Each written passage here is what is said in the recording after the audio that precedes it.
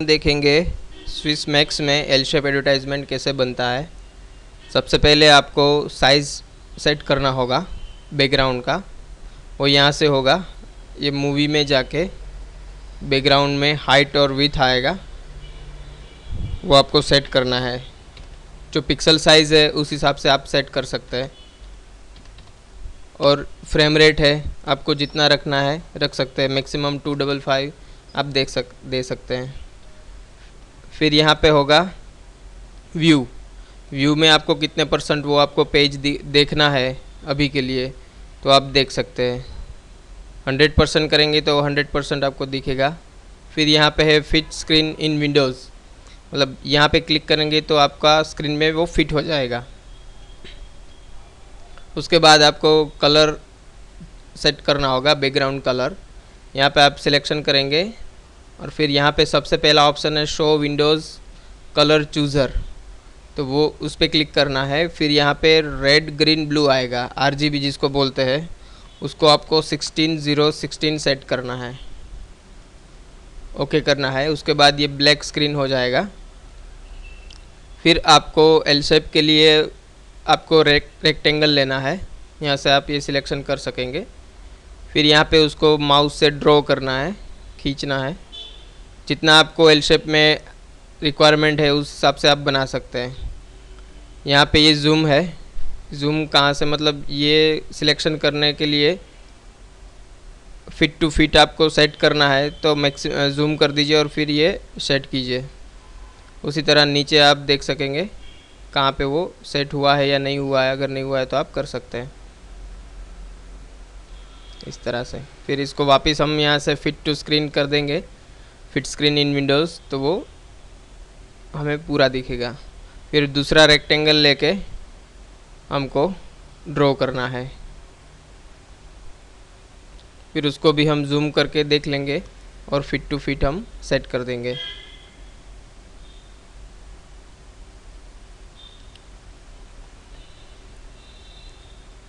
फिर ये 2 रेक्टेंगल बन गए, आपको यहाँ से उसका अलग अलग रेक्टेंगल दिखाई देंगे। अभी दोनों को साथ में शिफ्ट के साथ सिलेक्ट करके यहाँ पे उसके ऊपर राइट क्लिक करके ग्रुपिंग में जाके उसको ग्रुप बनाना है। अभी वो एक फ्रेम हो गया, वो ग्रुप बन गया।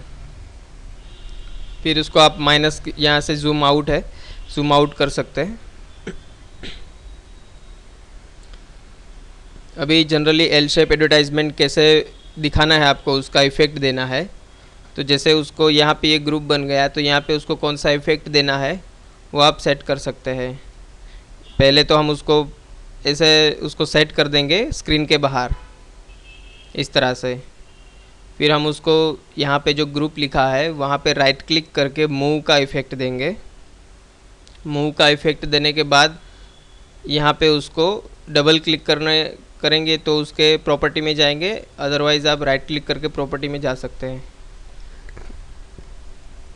यहाँ पे ड्यूरेशन दिया गया है कि वो उसका स्पीड, जितना ड्यूरेशन कम होगा वो स्पीड ज़्यादा लेगा, और जितना ड्यूरेशन ज़्यादा होगा उतना वो स्पीड कम चलेगा। जैसे कि अभी हम इसको 50 कर देते हैं और उसको हम क्लोज़ कर देते हैं, तो ये यहाँ पे 50 आ गया। इसको आप मैन्युअली भी इस तरह से खींच सकते हैं, उसका स्पीड कम ज़्यादा कर सकते हैं। फिर ये जो वाइट पॉइंट दिखा रहा है आपको, यहाँ पे आप उसके ऊपर क्लिक करेंगे तो इस तरह से वो रेड होना चाहिए। इस तरह से रेड होने का मतलब ये है कि ये आपका मुंह का स्क्रीन, आप जहाँ पे वो मूव करोगे उस तरह से वो इफ़ेक्ट देगा। हमने यहाँ पे उसको सिलेक्ट कर दिया और फिर हमने उसको इस तरह उसको सेट कर दिया।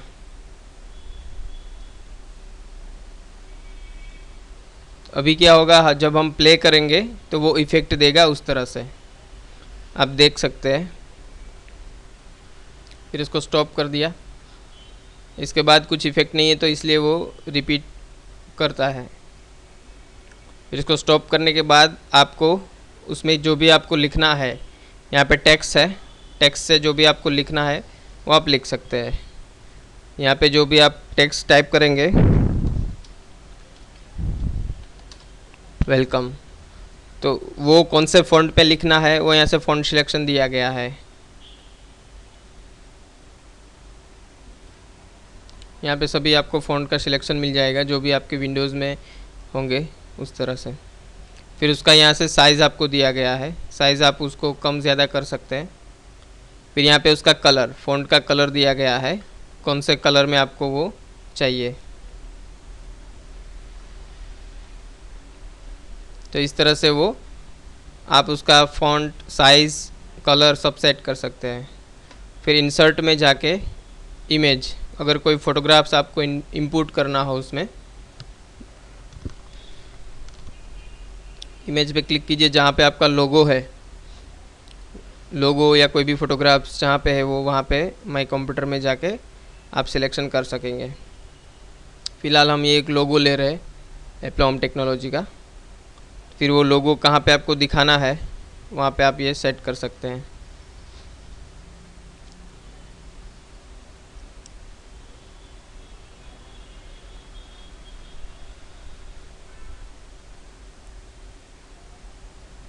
ये लोगो रेड में रेड हो गया तो उसके लिए आप दूसरा रेक्टेंगल ले सकते हैं और उसके पीछे कोई भी आप रेक्टेंगल डाल देंगे वो हो जाएगा। और उसका कलर यहाँ से होगा, शेप में आप मूवी के बाजू में शेप होगा, उसका कलर यहाँ से आप सिलेक्शन कर पाएंगे।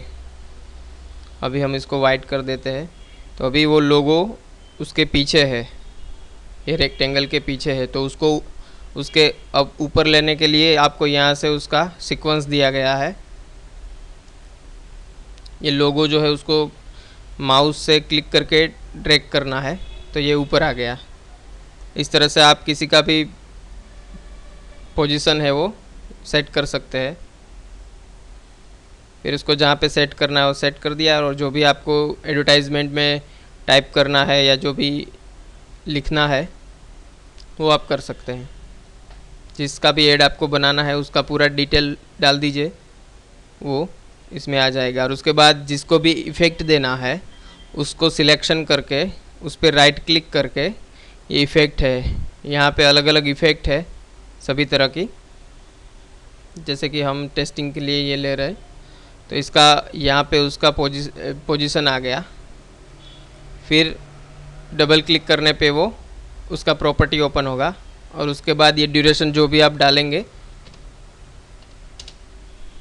वो ड्यूरेशन पे वो प्ले करेगा। और यहाँ से उसका प्रीव्यू है प्ले इफ़ेक्ट का, इस तरह से वो प्ले कर रहा है। अगर आपको ये स्पीड ज़्यादा लग रही है तो आपको स्टॉप करके और स्पीड ज़्यादा ड्यूरेशन बढ़ाना है। उसको 100 कर दिया और स्पीड देखेंगे तो वो स्लो चलेगा, और जैसे ही ड्यूरेशन ज़्यादा आप एंटर करते जाएंगे उस हिसाब से उसका स्पीड कम होता जाएगा।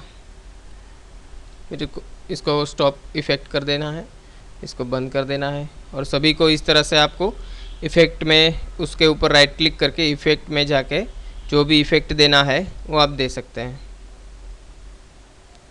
फिर उसका यहाँ पे पोजीशन है कि वो कब प्ले होगा। जैसे कि यहाँ पे सबसे स्टार्टिंग में ये 0 है, 1 है, 1 उसके बाद 5 है, फिर 10 है, फिर 15 है, 20 है, 25 है। तो वो इफ़ेक्ट को कब आपको प्ले करना है वो उस हिसाब से इसको आगे पीछे रख सकते हैं।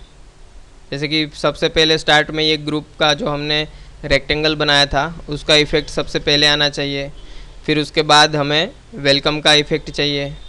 फिर उसके बाद में हमें एप्लॉम का जो लोगो है उसका इफ़ेक्ट चाहिए। तो हम इस तरह से सेट कर देंगे। ये ग्रुप ख़त्म होता है 80 के आसपास, फिर ये होता है 90 से चालू होता है और 190 पे ख़त्म होता है। फिर तीसरा इफ़ेक्ट 195 से चालू होता है और 215 पे ख़त्म होता है। तो इस हिसाब से आप उसको आगे पीछे कर सकेंगे। जैसे ही आप आगे पीछे करेंगे उसका इफ़ेक्ट उस टाइम में चालू हो जाएगा। अभी हम उसको प्ले करके देखते हैं। इस तरह से आ गया। जिस तरह से उसका स्पीड और वो सब मेंटेन करना है वो कर सकते हैं। अगर थोड़ी देर तक आपको स्क्रीन पे रोकना है उस इफ़ेक्ट को, तो आप लास्टली सबसे जो लास्ट वाला इफ़ेक्ट होगा उसके आगे जाके जहाँ पे ये इफ़ेक्ट ख़त्म होता है उसके बाद लास्ट में जो भी आपका ग्रुप है उस पर राइट क्लिक करके प्लेस करना है। इसको आप आगे पीछे कर सकते हैं। इसका मतलब ये है कि यहाँ पे इफ़ेक्ट ख़त्म हुआ है 215 तक, और उसके बाद थोड़ा टाइम वो स्टिल रहेगा। वापस उसका हम प्रीव्यू देखेंगे। इतनी देर तक वो स्टिल रहा। थोड़ी देर बाद और आपको मतलब ज़्यादा उसको स्टिल रखना है तो आप उसको बढ़ा सकते हैं। वापस प्ले करके देख सकते हैं उसका प्रीव्यू। फिर उसको स्टॉप कर दीजिए, स्टॉप हो जाएगा। फिर ये सेव करने के लिए यहाँ पे आपका फाइल में जाके सेव करना होगा। कहाँ पे आपको सेव करना है वो आपको सिलेक्शन करना होगा, कौन से फ़ोल्डर में। अगर कोई नया फ़ोल्डर बनाना चाहते हैं तो बना सकते हैं।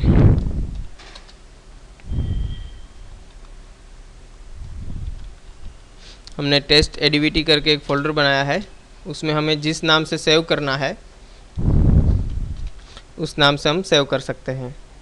फिर हमने सेव कर दिया। फिर ये दूसरा एक ऑप्शन आएगा, ये ऑटोमेटिक एक्सपोर्ट कर देगा SWF फाइल में, जो कि सॉफ्टवेयर वो फाइल यूज़ करेगा। हमारा जो सॉफ्टवेयर वो SWF फाइल यूज़ करेगा। तो इसको आपको ओके करना है और कहाँ पे सेव करना है। जनरली जहाँ पे सेव होता है, पहला SWI हमने जो सेव किया था वहीं पे कीजिए, तो आपका दोनों सेम रहेगा, साथ में रहेगा। तो ये एक्सपोर्ट हो गया। और अगर आप जाके देखना चाहते हैं कहाँ पे आपने एक्सपोर्ट किया तो आप उसको देख सकते हैं। टेस्ट एडीवीटी करके फ़ोल्डर है, उसमें 2 फाइलें आ गई है। एक है स्विस मूवी फाइल और दूसरा है type SWF file. Software use करेगा वो SWF फाइल यूज़ करेगा। और ये स्विस मूवी में अगर आपको किसी थोड़ी दिन बाद कोई चेंज करना है तो आप ये फाइल को ओपन करके चेंज करके वापस सेव करके एक्सपोर्ट कर सकते हो। ये बैकअप फाइल है, ये आपका फाइनल फाइल है। तो इस हिसाब से आपका पूरा एल शेप एडवर्टाइजमेंट का किस तरह से बनाने की उसकी जो रीत है वो समाप्त होती है।